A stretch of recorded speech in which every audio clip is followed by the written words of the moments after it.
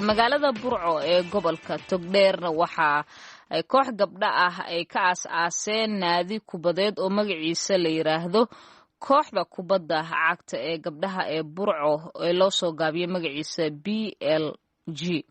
kooxdan oo ka kooban 25 gabdhood ayaa waxa ay dadaal ugu jiraan sidii ay u tayeen lahaayeen ciyaarta kubadda cagta ee gabdhaha.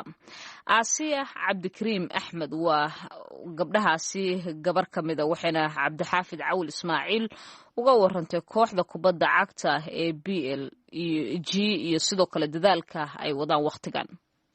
yala kooxda waxaan u aasaasnay baahiyo badan oo awgeed oo ah inaan hablaha ku soo saarno gobolka ciyaartooy gobolka ka tirsan ama gobolka ha ciyaaraan ama tiimam kale oo magaalada ka baxsan ha ciyaaraan.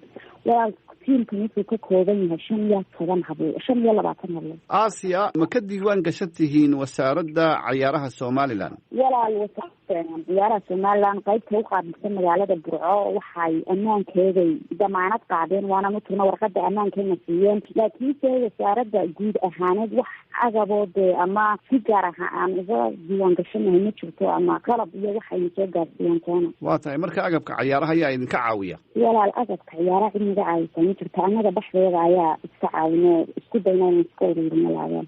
marka Aasiya kooxdiinu yaa la ciyaartaan xaggaad ku tababarataan sidee u tababarataan?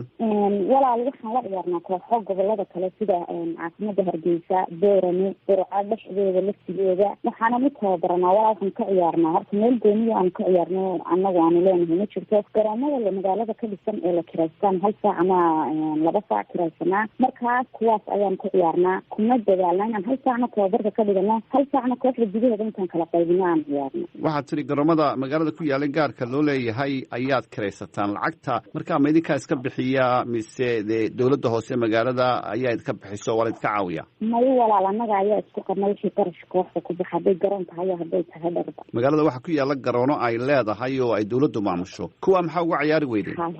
walaal ilaa hadda wasaaradda inta ku xiranta haddii wasaaradda inoo ogolaatay inaynu geesaan ka ciyaarno waa meesheeda. marka ma diid maa jirta miya?